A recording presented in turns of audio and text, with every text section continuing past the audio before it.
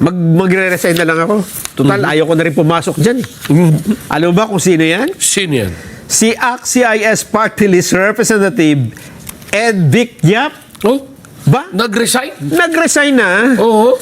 Ito'y matapos ulanin ng batikos sa mga umano'y papel niya sa flood control scandal. Pero palagay ko, may iba pang dahilan. Ano? Kasi ang tagal na nitong flood control scandal. Nung kainitan, hindi man ito nagre-resign. Sa session ng plenaryo nitong Miyerkules ng gabi, binasa sa plenaryo ng House of Representatives ang sulat. Hindi na nga siya pumunta. Ibig sabihin, matagal na siguro siyang wala talaga. May sulat siya tungkol sa kanyang pagbibitiw. Okay. Wala pong ibinigay dahilan ng pag-resign sa Kongreso ni Yap.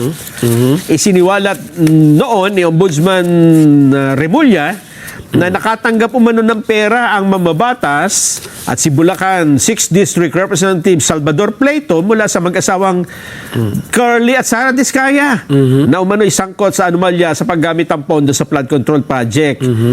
At ayun na nga, ito pong si Ed Vic Yap ay kapatid rin ni dating Congressman Eric Yap na doon din ho sa ACT-CIS.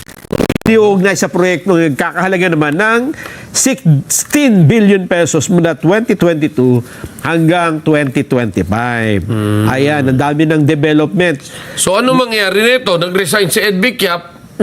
So, di pwede na nilang palitan yung congressman ng ACT-CIS. Oo. Ano na mangyari? Yes, yung nominee, papalitan nila. Oo. Nung party list na yon.